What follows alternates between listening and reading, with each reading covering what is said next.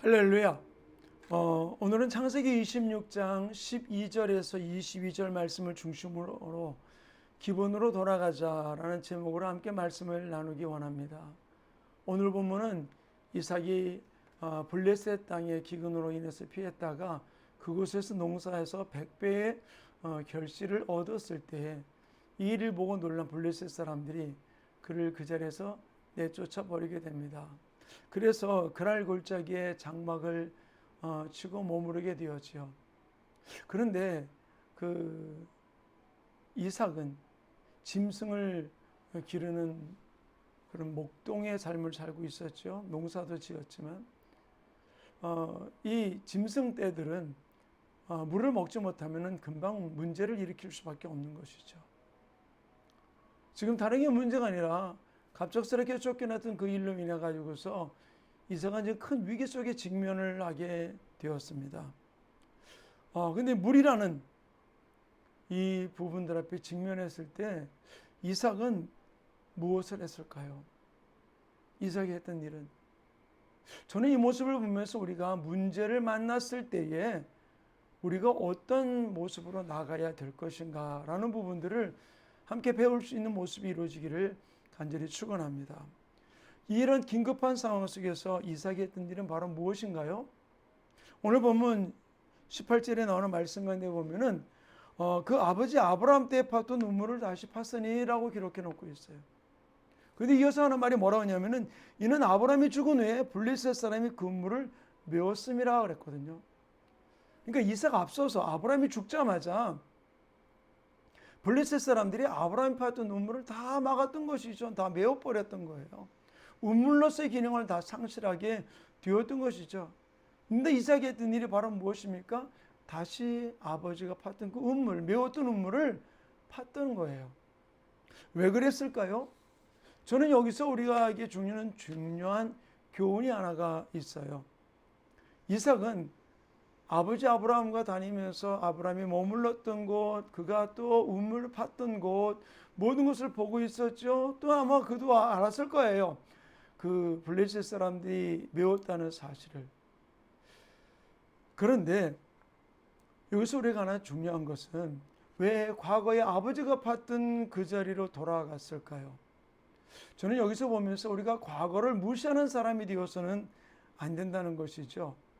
과거를 무시하고 우리의 문제는 그들과 전혀 다르다고 하는 사람들, 또는 과거로부터 배울 것이 없다고 성경을 지독하게 무시하고 거부하는 사람들, 또는 세상의 역사가 주는 교훈에도 동일하게 무지해서 과거를 돌아볼 줄 모르는 사람들, 이 땅에 너무나 많이 있죠.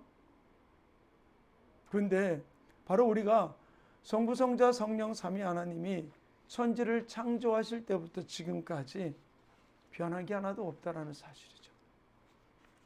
주님 우리에게 이렇게 말씀하셨어요. 히브리서 13장 8절에 예수 그리스도는 어제나 오늘이나 영원토록 동일하시다 말씀하셨어요. 저는 우리 대한민국이 오늘날 위기를 겪고 있어요. 청소년들이 미전도 종족같이 5% 미만의 복음화율을 가지고 있는 부분들이 있고, 점점 많은 사람들이 믿음을 떠나고 교회를 떠나는 모습들을 우리는 너무나 보고 있고, 교회 숫자가, 성도들의 숫자가 점점 줄어들고 있죠. 그리고 또 살아가는 삶은 점점 부요한 것 같지만은, 그러나 그 속에서 너무나 많은 각박한 삶을 살아가는 모습 앞에 우리는 무엇을 돌아봐야 될까요? 1900년대 평양 대부흥이 일어나고 난 이후에 60년대, 70년대, 80년대 우리 민족들이 가장 가난하고 힘들었고 어려웠던 그 시기에 우리 믿음의 선진들이 했던 일이 바로 무엇입니까? 엎드려 기도하고 주님을 사모하고 성령님을 의지하면서 그들이 말씀 사경회를 하면서 주님 앞에 한 걸음 한 걸음 나아갔던 그들의 모습, 그들의 땀과 눈물이 우리 이 자리에 오게 만들었던 것이죠. 사랑하는 성도님, 주님은 우리에게 말씀하십니다. 내가 곧 길이요 진리요 생명이니 나로 말미암지 않고는 아버지께로 올 자가 아무도 없다라고 말씀하세요. 우리는 어려울 때일수록 우리 인간적인 방법이 아니라 기본으로 돌아가야 돼요. 그 기본이 바로 무엇입니까? 우리 믿음의 선진들이 팠던 그 우물, 그 기도의 음물, 말씀 사경의 음물, 우리가 주님 앞에 엎드리며 성령을 사모하는 그 음물, 우리가 그 기분으로 다시 돌아가야 할 때인 줄로 믿습니다.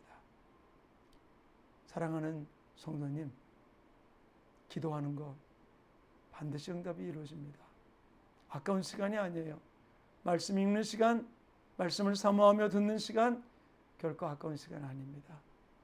우리는 우리 믿음의 선진들이 봤던 그 기도의 운물, 말씀의 운물, 은혜를 사모하는 운물, 우리가 다시 파면서 기본으로 돌아가 다시 새 역사를 이루는 주인공으로 달려가는 하나님의 자녀들 되기를 간절히 축원합니다. 아멘.